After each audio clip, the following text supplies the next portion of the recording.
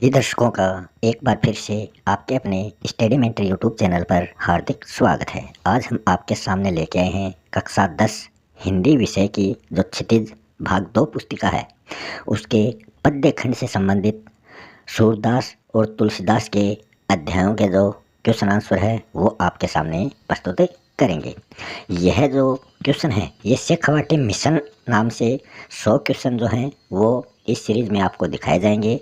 ये क्वेश्चन जो हैं ये जो राजकीय शिक्षक जो हैं जो सेवारत शिक्षक हैं उनके द्वारा इनको तैयार किया गया है। ये क्वेश्चन आपके बोर्ड एग्ज़ाम के लिए बहुत ही लाभदायक रहने वाले हैं, तो वीडियो पर अंत तक बने रहें। अगर वीडियो पसंद आए तो वीडियो को लाइक शेयर करना और अगर चैनल पर नए हो तो चैनल को सब्सक्राइब करना ना भूलना।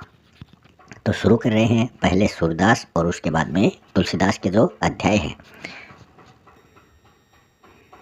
सबसे पहले हम बात करते हैं सूरदास की। सूरदास जी का जन्म 1478 ईस्वी को हुआ था। जन्म स्थान के बारे में अलग अलग विद्वानों के अलग अलग मत हैं। कोई विद्वान कहता है कि इनका जन्म मथुरा के निकट रुनकता में रेणु नामक स्थान पर इनका जन्म हुआ है। दूसरे विद्वान मानते हैं कि दिल्ली के नज़दीक जो सिही है वहाँ पर इनका जन्म माना जाता है। इनके गुरु का नाम वल्लभाचार्य जी है। आगे हम बात करें तो इसमें दिया गया है कि विठलनाथ जो गुरुपुत्र था उसके द्वारा स्थापित अष्टछाप के सर्वप्रिय कवि सूरदास माने जाते हैं। सूरदास जी का जो निवास स्थान रहा है वो मथुरा और वृंदावन के बीच में गौ घाट माना जाता है। श्रीनाथ जी के मंदिर में भजन कीर्तन का कार्य सूरदास जी के द्वारा किया जाता था। सूरदास जी के प्रमुख ग्रंथ और रचनाओं की हम बात करें तो इनके 3 प्रमुख ग्रंथ माने जाते हैं, सूरसागर, साहित्य लहरी और सूर सारावली। अगर सूरदास जी के प्रिय रस की बात करें तो वात्सल्य और श्रृंगार रस के साथ साथ भक्ति रस का भी इनकी कविताओं में सम्मेल मिलता है। इनको वात्सल्य रस का सम्राट भी कहा जाता है और इनके जो पद हैं उनकी भाषा जो है वो ब्रज भाषा मानी जाती है। इनका निधन 1583 ईस्वी में पारसौली नामक स्थान पर हुआ था। शुरुआत में सूरदास जी दास्य भाव की भक्ति रखते थे, उसके बाद में सख्य भाव की भक्ति उनके द्वारा की जाने लगी थी। अगला बिंदु है हिंदी साहित्य में भ्रमर गीत की परंपरा के वास्तविक जो प्रवर्तक हैं वो पाठ्यक्रम में संकलित चारों जो पद हैं वो सूरसागर के भ्रमर गीत से लिए गए हैं। आपके जो अध्याय है उसमें जो 4 पद दिए गए हैं वो सभी जो हैं वो सूरसागर जो सूरदास जी की रचना है, जो ग्रंथ है, उसके भ्रमर गीत से वो चारों पद लिए गए हैं। भ्रमर गीत जो है ये सूरदास जी की प्रसिद्ध रचना सूरसागर का ही 10वां स्कंद मानी जाती है। भक्ति काल के सगुण भक्ति धारा के कृष्ण भक्ति कवि जो हैं वो सूरदास जी माने जाते हैं और हिंदी साहित्य में चमकते सूर्य की उपमा सूरदास जी को दी गई है। सूर सूर तुलसी शशि, ये इनके बारे में कहा गया है। फिर जब इनका देहांत हुआ तब विठलनाथ जी ने कहा था कि सूरदास जी को पुष्टि मार्ग का जहाज बताया था। तो ये इनके जीवन से संबंधित कुछ बिंदु हमने देखे हैं। अब हम चलते हैं इनमें क्वेश्चन आंसरों की ओर। पहला क्वेश्चन है गोपियों ने किसके बहाने उद्धव जी पर व्यंग्य किया था। तो यहाँ हम बात कर रहे हैं भ्रमर गीत की। तो एक भ्रमर मतलब भंवरे के माध्यम से उन्होंने उद्धव पर व्यंग्य किया था। वहाँ पर एक भंवरा उड़ रहा था, उसके माध्यम से उन्होंने उद्धव को बुरा भला कहा। दूसरा क्वेश्चन है गोपियों को छोड़कर श्री कृष्ण कहाँ चले गए थे। तो वो गोपियों को छोड़कर मथुरा चले गए थे। अगला क्वेश्चन है मधुकर शब्द किसके लिए प्रयुक्त हुआ है। तो यहाँ हम देखेंगे मधुकर जो है वो उद्धव जी के लिए प्रयुक्त किया गया शब्द है। अगले क्वेश्चन की हम बात करें गोपियों ने उद्धव की योग साधना को किसके समान बताया है या किसकी उपमा दी है। तो ये उन्होंने कड़वी ककड़ी के समान बताया है। जिस प्रकार हम कड़वी ककड़ी को खाते हैं तो जलन पैदा होती है, उसी प्रकार गोपियों ने उद्धव की योग साधना को भी जलन के समान बताया है। अगला क्वेश्चन है पुरइनी शब्द से क्या तात्पर्य है। इसका अर्थ बताना है तो इसका अर्थ होता है कमल। अगला क्वेश्चन है गोपियों का मन रात दिन सोते जगते किसके नाम की रटे लगाता है, तो वो हमेशा कृष्ण जी के नाम की रटे लगाए रहते हैं। फिर है व्याधि शब्द का अर्थ बताना है, तो व्याधि होता है शारीरिक कष्ट। आगे है गोपियों ने अपनी तुलना किससे की है, तो यहाँ हम देखेंगे गोपियों ने अपनी जो तुलना है वो एक हारिल पक्षी से की है।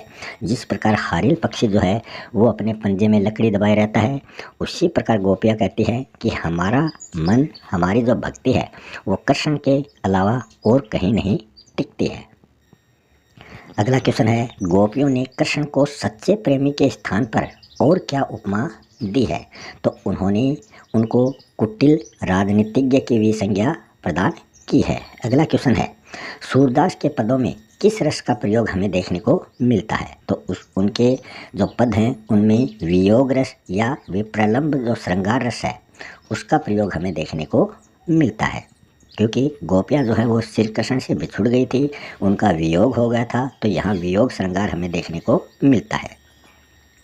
अगला क्वेश्चन है उद्धव तुम हो अति बड़भागी, तो गोपियों ने उद्धव को बड़भागी क्यों कहा है, तो इसका उत्तर हो जाएगा क्योंकि गोपियों ने उद्धव को बड़भागी इसलिए कहा है क्योंकि उद्धव जो है वो प्रेम बंधन से सर्वथा उसी प्रकार मुक्त रहे हैं, स्वतंत्र रहे हैं, जिस प्रकार कमल जल में रहकर भी जल से प्रभावित नहीं होता है। मतलब जो कमल है वो रात दिन जल में रहता है, फिर भी उस जल का उस कमल पर कोई प्रभाव नहीं पड़ता है। उद्धव के प्रेमहीन होने पर व्यंग्यात्मक रूप में गोपियों ने उसे भाग्यशाली बताया है। अगला क्वेश्चन है गोपियों ने अपने भोलेपन को किस प्रकार व्यक्त किया है या प्रकट किया है, तो गोपियों ने अपने भोलेपन को उसी प्रकार व्यक्त किया है जिस प्रकार चींटी जो है वो गुड़ में ही चिपक कर अपने प्राण दे देती है, उसी प्रकार कृष्ण जो है वो प्रेम में वे भी, मतलब वे गोपियाँ भी अनुरक्त होकर अपने प्राण त्याग देंगी, परंतु किसी योग जैसे अन्य किसी कार्य की ओर वो किसी कार्य में वो अपना वर्ण नहीं करेंगे, मतलब वो किसी और कार्य की ओर अपना ध्यान नहीं देंगी, उनका तो सिर्फ एक ही काम है कृष्ण की भक्ति करना। अगला क्वेश्चन है कृष्ण प्रेम रूपी हारिल की लकड़ी को गोपियों ने किस प्रकार पकड़ा हुआ है, तो इसका जवाब है जिस प्रकार हारिल पक्षी जो होता है वो रात दिन अपने पंजों में लकड़ी के टुकड़े को थामे रहता है, उसी प्रकार गोपियाँ भी मन, क्रम और वचन से दृढ़ निश्चय करके कृष्ण के प्रति एकनिष्ठ प्रेम को अपने मन में बसाए रखते हैं। अगला क्वेश्चन है मर्यादा न लही में किस मर्यादा के विषय में कहा गया है, तो इसमें कहा गया है कि परस्पर विश्वास और पूर्ण समर्पण प्रेम की मर्यादा रही है। छल, कपट, चतुराई और दुख प्रेम की मर्यादा को भंग कर देते हैं। श्री कृष्ण ने भी वचन तोड़ने के साथ योग संदेश भिजवाकर गोपियों के विश्वास को भंग किया है, तो उक्त पंक्ति के माध्यम से इसी प्रेम मर्यादा के नष्ट होने की बात इसमें कही गई है, जबकि गोपियों ने वंश परिवार की मर्यादा कृष्ण के लिए त्याग दी है।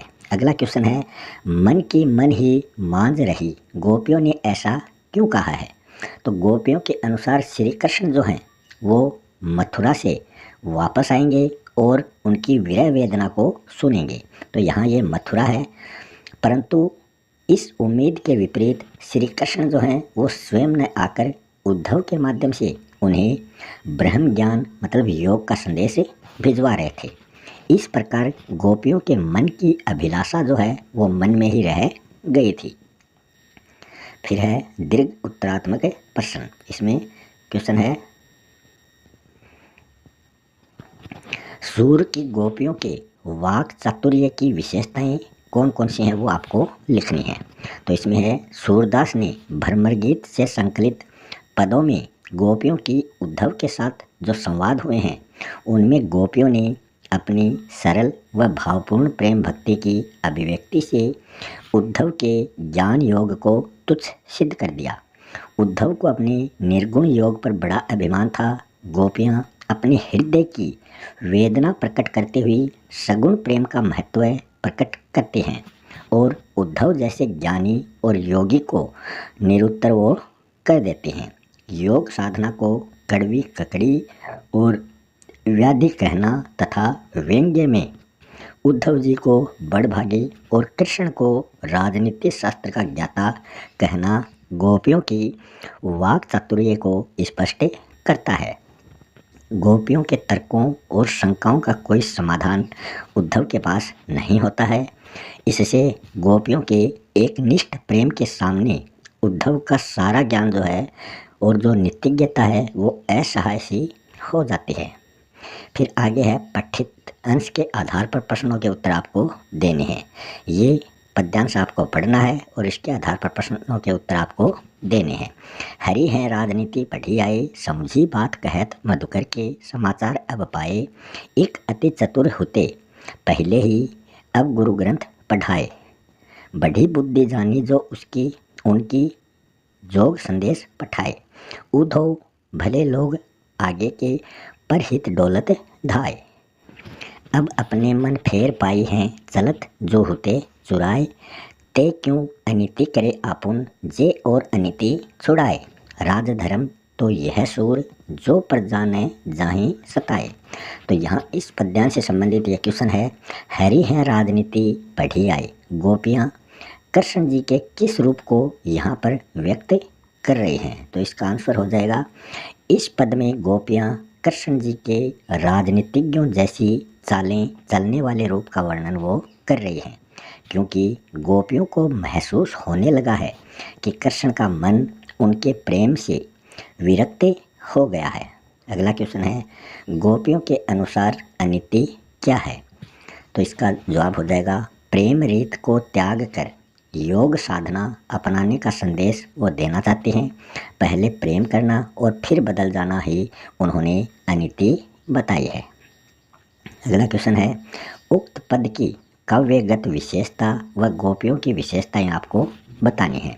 तो इसकी काव्यगत जो विशेषताएं हैं वो हैं, इसकी भाषा जो है वो ब्रज है, रूपक अलंकार का इसमें प्रयोग किया गया है। रस की बात करें तो इसमें वियोग श्रृंगार एवं व्यंग्योक्ति जो रस है उसका श्रेष्ठ उदाहरण जो है वो इस पद में हमें देखने को मिलता है।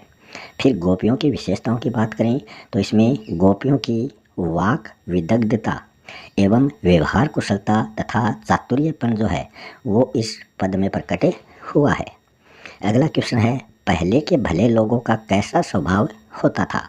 तो जवाब हो जाएगा, पहले के भले लोग जो थे वो दूसरों की भलाई के लिए सदा तैयार रहते थे और इस नेक काम के लिए वे स्वयं कष्ट सहने के लिए भी तैयार रहते थे, तत्पर रहते थे। आगे है, पठितांश पर आधारित प्रश्नों के उत्तर आपको देने हैं। इसमें भी ये एक पद दिया गया है और इस पद से संबंधित जो क्वेश्चन आएंगे उनके जवाब आपको देने हैं। इस पद्यांश से संबंधित क्वेश्चन है, गोपियों ने कृष्ण को किसके समान, ये किसके है, किसके समान कहा और क्यों कहा। तो इसका जवाब हो जाएगा, गोपियों ने कृष्ण को हारिल की लकड़ी कहा है। क्यों कहा है, क्योंकि हारिल पक्षी की लकड़ी के प्रति और गोपियों की श्री कृष्ण के प्रति जो दृढ़ता है वो दोनों ही एक समान है, दोनों ही एक दूसरे से दूर नहीं रहना चाहते हैं। अगला है, जो पद हमने ऊपर पढ़ा है उसमें निहित जो काव्य सौंदर्य है वो आपको बताना है। तो इसमें हमारे हरिल हारिल, तो यहाँ अनुप्रास अलंकार है, क्योंकि है जो है वो बार बार आया है, तो एक ही वर्ण बार बार आता है, वहाँ अनुप्रास अलंकार होता है। अलंकार, शब्द शक्ति या व्याकरण से संबंधित जितने भी टॉपिक हैं वो आपको इस चैनल पर उपलब्ध रहेंगे। प्लेलिस्ट में जाकर आप वो टॉपिक देख सकते हैं, वहाँ पर बहुत ही बढ़िया तरीके से आपको समझाने का प्रयास किया गया है। तो आप प्लेलिस्ट में जाकर वो टॉपिक देख सकते हैं। और जो ये पद रहा है इसमें रूपक अलंकार का प्रयोग भी किया गया है और ब्रज भाषा का प्रयोग इसमें किया गया है। छंद में वियोग श्रृंगार हमें देखने को मिलता है और जो छंद है वो गेय पद, मतलब इस पद में वियोग श्रृंगार और गेय पद शैली में ये पद लिया गया है। शैली इसकी मुक्त रही है और माधुर्य गुण का प्रयोग इसमें किया गया है। लक्षणा शब्द शक्ति है वो हमें इस पद में देखने को मिलती है। अन्य अनुप्रास शब्द इसमें है करुई ककरी, मतलब क की बार बार आवर्ती इसमें होने से अनुप्रास अलंकार है। तो यहाँ अनुप्रास अलंकार के ये उदाहरण हैं। यहाँ स की आवर्ती, यहाँ प की आवर्ती, यहाँ क की आवर्ती, यहाँ भी आप देख सकते हैं एक ही वर्ण की बार बार आवर्ती हो रही है। अगला क्वेश्चन है, गोपियों ने कैसे लोगों को योग संदेश देने की बात कही है। तो गोपियों ने ऐसे लोगों को योग संदेश देने की बात कही है जिनके मन जो हैं वो चक्री के समान होते हैं। उनके लिए गोपियों ने ऐसा कहा है कि जिस प्रकार चक्री घूमती रहती है, तो जिसका मन हमेशा घूमता रहता है तो वो उनको चक्री के समान बताया गया है। अगला क्वेश्चन है, यह तो सूर तिन्ही ले सौंपो, जिनके मन चक्री पंक्ति का आशय आपको बताना है। तो इसका जवाब हो जाएगा, गोपियों ने उद्धव के योग संदेश को एक ऐसी बीमारी बताया है जिसके बारे में उन्होंने न कभी देखा और न ही कभी अनुभव किया और ना कभी सुना। ऐसे योग संदेश को गोपियों ने ऐसे लोगों को सुनाने की सलाह दी जिनके मन चंचल और अस्थिर होकर चक्री बने हुए हैं। तो ये तो सूरदास से संबंधित चैप्टर कंप्लीट हो चुका है। अब हम तुलसीदास वाले चैप्टर में चलते हैं। पहले हम तुलसीदास जी का जन्म परिचय पढ़ लेते हैं। इनका जन्म 1532 ईस्वी को हुआ था। जन्म स्थान इनका माना जाता है राजापुर गांव, जो बांदा जिले में है, और ये उत्तर प्रदेश राज्य का जिला है। कुछ विद्वानों के अनुसार सुकर या सोरो क्षेत्र और जिला एटा इनका जन्म स्थान माना जाता है। इनके गुरु का नाम नरहरिदास, जिनको नरहरि आनंद के नाम से भी जाना जाता है, ये इनके गुरु का नाम है। इनकी माता का नाम हुलसी था और पिता का नाम आत्माराम दुबे था। इनका जो पालन पोषण इनके माता पिता ने नहीं किया, बल्कि दासी चुनिया या फिर कहीं कहीं इसका नाम मुनिया भी आ जाता है। जन्म के समय इनका जो जन्म समय था वो अभुक्त मूल नक्षत्र माना जाता है। और तुलसीदास जी के बचपन के नाम की हम बात करें तो इनके बचपन का नाम रामबोला था, और तुलसीदास जी की पत्नी का नाम रत्नावली था। और इनके काव्य की जो भाषा रही है वो ब्रज और अवधी दोनों रही हैं। सगुण मार्गी राम भक्त कवि तुलसीदास जी हैं, वो दास्य भाव की उनकी भक्ति मानी जाती है। तुलसीदास जी की प्रमुख रचनाओं की हम बात करें तो उनमें है रामचरितमानस, कवितावली, गीतावली, दोहावली, कृष्ण गीतावली, विनय पत्रिका, हनुमान बाहुक, रामलला नहसू, पार्वती मंगल, जानकी मंगल, ये इनकी प्रमुख रचनाएं हैं।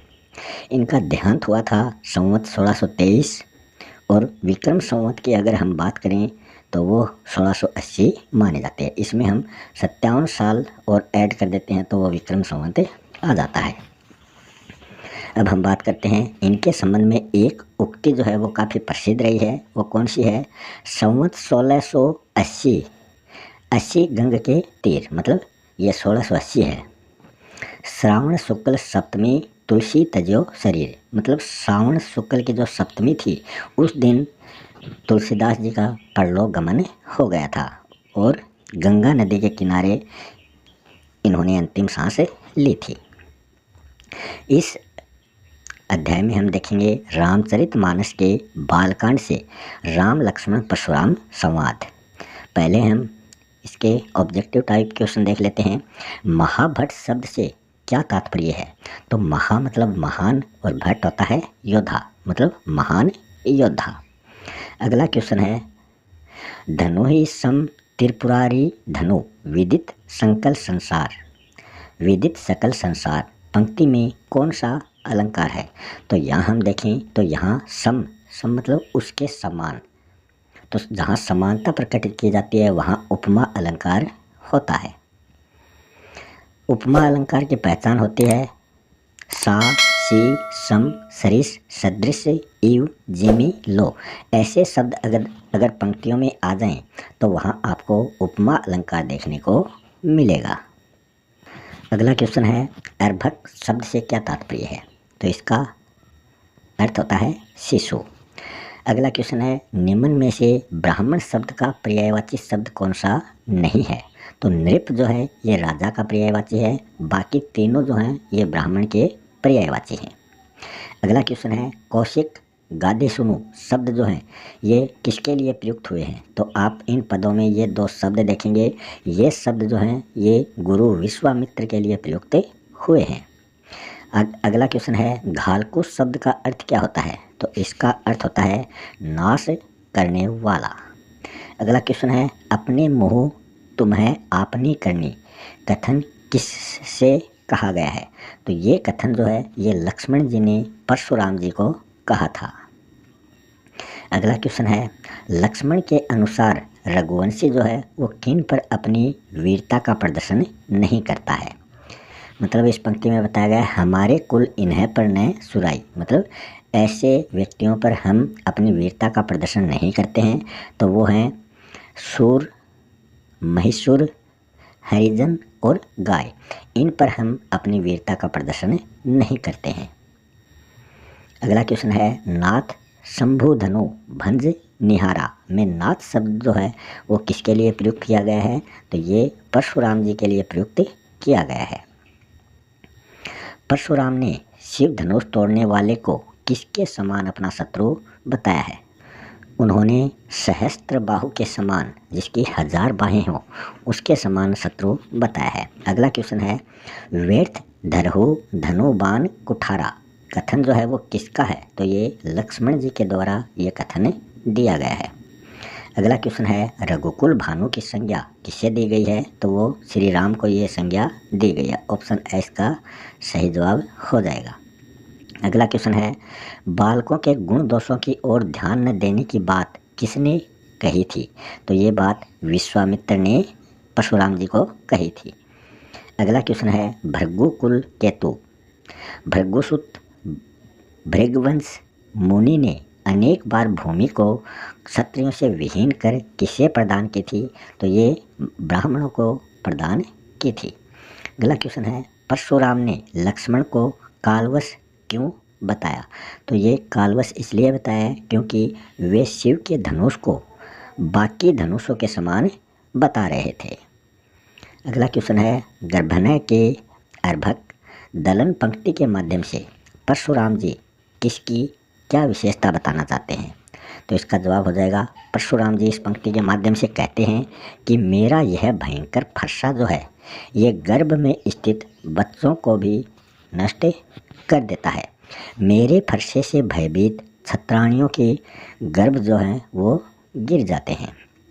अगला क्वेश्चन है, परशुराम जी ने किन शब्दों में लक्ष्मण को फटकार लगाई? तो परशुराम जी ने लक्ष्मण जी से कहा कि तुम अपने काल के वश में होकर ये सब बातें बोल रहे हो। तुम रघुवंश को कलंकित करने वाले चंद्र हो। तुम बिना किसी अंकुश के ये सब बातें कर रहे हो कि तुम्हें किसी प्रकार का ज्ञान नहीं है। पर मैं सत्य कहता हूँ, तुम क्षण भर में ही काल कवलित हो जाओगे। यदि तुमने खुद पर नियंत्रण नहीं रखा तो शीघ्र ही अपने प्राणों से हाथ तुम्हें धोना पड़ेगा। तो ये सब बातें परशुराम जी ने लक्ष्मण से कही थी। अगला क्वेश्चन है, कुशल वीर पुरुष की लक्ष्मण ने क्या पहचान बताई है? तो यहाँ लक्ष्मण ने कहा है कि शूरवीर शत्रु को रणभूमि में सामने देखकर अपने पराक्रम का परिचय दिया करते हैं। वे धैर्य नहीं खोते हैं और मुंह से अपशब्द नहीं निकालते। अपने पराक्रम का वर्णन वे कभी भी स्वयं नहीं करते। अगला क्वेश्चन है, गादे सुनो कह हृदय हसी मुनि हरियरे सूझ ऐ मैं खांड उख मैं अजहू न बूझ अबूझ। उक्त पंक्तियों का भावार्थ आपको बताना है। तो इन पंक्तियों का अर्थ है, परशुराम जी की अहंकार युक्त बातें सुनकर विश्वामित्र जी जो हैं वो मन ही मन हंसने लगे और सोचने लगे कि मुनि जी को चारों तरफ हरा ही हरा दिखाई दे रहा है। राम और लक्ष्मण को भी वो साधारण क्षत्रिय कुमार समझकर इन्हें परास्त करने का सपना परशुराम जी देख रहे हैं। इन्हें यह नहीं पता कि ये दोनों भाई जो हैं ये कोई गन्ने से बनी हुई खांड नहीं है जिन्हें वे सहज ही निगल जाएंगे।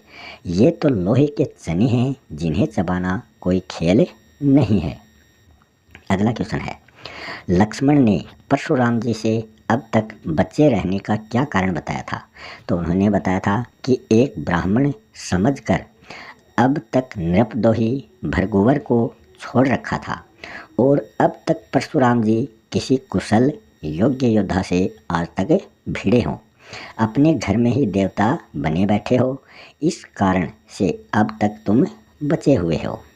अगला क्वेश्चन है, लखन उत्तर आहुति सरिस भृगुबर कोपु करसानो पंक्ति का अर्थ बताकर इसमें निहित जो अलंकार है उसकी आपको पहचान करनी है। पहले हम इसका अर्थ देख लेते हैं।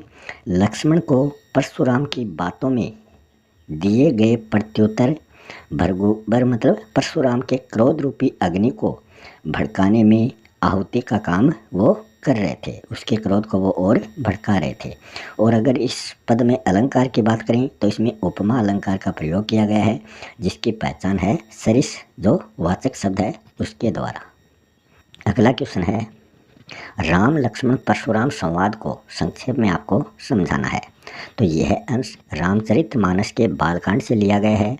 सीता स्वयंवर में राम द्वारा शिव धनुष भंग करने के बाद में मुनि परशुराम को जब यह समाचार मिलता है तो वे क्रोधित होकर वहां पहुंच जाते हैं और शिव धनुष को खंडित देखकर वे अपने आपे से बाहर हो जाते हैं।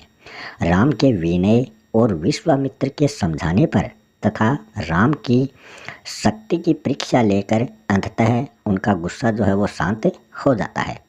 इसी बीच राम लक्ष्मण और परशुराम के बीच में जो भी संवाद हुआ उस प्रसंग को यहाँ पर प्रस्तुत किया गया है।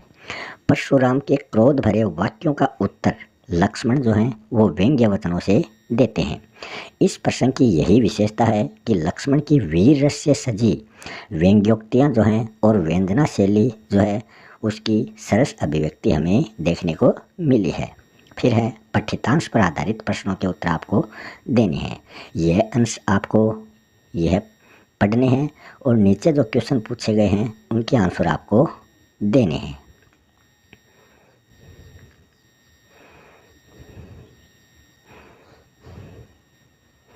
इस पद्यांश से संबंधित पहला क्वेश्चन है, उक्त पद की काव्यगत विशेषताएं बताइए एवं यह पद किनके मध्य वार्तालाप को व्यक्त करता है। तो इसका जवाब हो जाएगा, पद में जो भाषा है वो अवधि है और ओज गुण का प्रयोग हुआ है। उपमा, रूपक, अनुप्रास और उत्प्रेक्ष अलंकार जो हैं ये इस पद में हमें देखने को मिले हैं। रस की बात करें तो इस पद में वीर रस का प्रयोग हुआ है और परशुराम के संबंध में अगर हम बात करें तो रौद्र रस का प्रयोग हुआ है। और छंद की बात करें तो इसमें दोहा और चौपाई छंदों का प्रयोग किया गया है। दोहा चौपाई छंदों की पहचान कैसे होती है वो आप व्याकरण की जो प्ले लिस्ट है वहाँ जाकर देख सकते हैं। फिर आगे संवाद दिए गए हैं, ये आप अपनी बुक से देखकर इस संवादों को पढ़ना है। और अगला क्वेश्चन इसमें दिया गया है, यहाँ कुम्हड़ बतिया को नाही जे तरजली देखी मरी जाही। पंक्ति का आशय आपको स्पष्ट करना है। तो इसका आशय यह है कि लक्ष्मण जी कहते हैं कि हम भी कोई कुम्हड़ बतिया या छुई मुई के फूल नहीं हैं जो तर्जनी अंगुली को देखकर भी भय से या लज्जा से कुमला जाएंगे। अर्थात हम भी रघुकुल के शूर वीर क्षत्रिय हैं जो क्रोध या गुस्से से लाल पीली आंखों से अंगुली दिखाकर डराने या धमकी देने मात्र से डरने वाले नहीं हैं। हमें भी अपनी वीरता पर पूरा विश्वास है। तो ये बातें लक्ष्मण जी परशुराम जी के क्रोध को शांत करने के लिए कह रहे हैं कि हमें भी ऐसा कायर मत समझना। अगला क्वेश्चन है, लक्ष्मण क्रोध रोककर परशुराम के कटु वचन को सहन करने का क्या क्या कारण बताते हैं। तो वो बताते हैं कि परशुराम जी की जनेऊ देखकर उन्होंने अपने क्रोध को रोक रखा था, क्योंकि ब्राह्मण का वध करना पाप और अपयश माना है उन्होंने और ये उनके कुल की परंपरा के विरुद्ध है। अगला क्वेश्चन है, व्यर्थ धरहु धनुबान कुठारा। पंक्ति का भाव आपको स्पष्ट करना है। लक्ष्मण जी परशुराम जी की वाणी को करोड़ों वज्रों के समान कठोर बताते हुए उनका अस्त्र शस्त्र धारण करना भी व्यर्थ बताते हैं। जिससे क्रोधित होकर परशुराम विश्वामित्र जी से क्षमा मांगकर जो भी अनहोनी घटित होगी उसका जिम्मेदार जो है वो लक्ष्मण को ठहराते हैं। तो यहाँ पर जिम्मेदार शब्द आएगा, ये मिस प्रिंट हो चुका है। फिर आगे दोबारा एक पद्यांश दिया गया है, ये पद्यांश आपको पढ़ना है। तो ये पद्यांश आप अपनी बुक से देखें और फिर नीचे जो क्वेश्चन पूछे गए हैं उन क्वेश्चनों का जवाब देने का प्रयास करें। तो इसमें क्वेश्चन पूछा गया है, प्रस्तुत पद में किस पर किसने व्यंग्य किया है तथा माता पिता ही उरीन भय नीके पंक्ति में निहित अलंकार कौन सा है, ये आपको बताना है। तो इसका उत्तर हो जाएगा, प्रस्तुत पद में परशुराम के आत्म प्रशंसा और बड़बोलेपन का उत्तर लक्ष्मण जी जो हैं वो अपने पैने व्यंग्य वचनों से दे रहे हैं तथा माता पिता पंक्ति में वक्रोक्ति अलंकार का प्रयोग किया गया है। साथ ही उक्त पद में अनुप्रास, रूपक, उपमा, पुनरुक्ति प्रकाश जैसे अलंकार भी हमें देखने को मिले हैं। अगला क्वेश्चन है, गुरु ऋण से कौन मुक्त होना चाहता था तथा सभा में हाहाकार क्यों मच गया? तो जवाब हो जाएगा, गुरु ऋण से परशुराम मुक्त होना चाहते थे और क्रोध में उन्होंने अपना फरसा उठा लिया था एवं लक्ष्मण के कटु वचन उनके क्रोधाग्नि में आहुति का काम कर रहे थे, जिससे अनिष्ट घटना घटित होने की आशंका से सभा में हाहाकार मच गया था। फिर नीचे कुछ शब्द दिए गए हैं, उनके आपको अर्थ बताना है। सुभट का अर्थ होता है रणकुशल योद्धा, नृपद्रोही का अर्थ होता है राजाओं का शत्रु, निवारे का अर्थ होता है रोकना या फिर मना करना, कृषाणु का अर्थ होता है अग्नि। अगला क्वेश्चन है, परशुराम के क्रोधाग्नि को किसके समान शांत किया? तो परशुराम जी की जो क्रोधाग्नि थी उसको शांत करने के लिए शीतल जल के समान मधुर वाणी में श्री राम जी बोलते हैं और ब्राह्मण का क्रोध वो शांत करते हैं। तो इसी के साथ अपना ये वीडियो यहीं समाप्त होता है। अभी तक अगर आपने चैनल को सब्सक्राइब नहीं किया है तो कृपया करके चैनल को सब्सक्राइब ज़रूर कर लें। मिलते हैं अगले वीडियो में नए टॉपिक के साथ, तब तक के लिए आप सभी का बहुत बहुत धन्यवाद।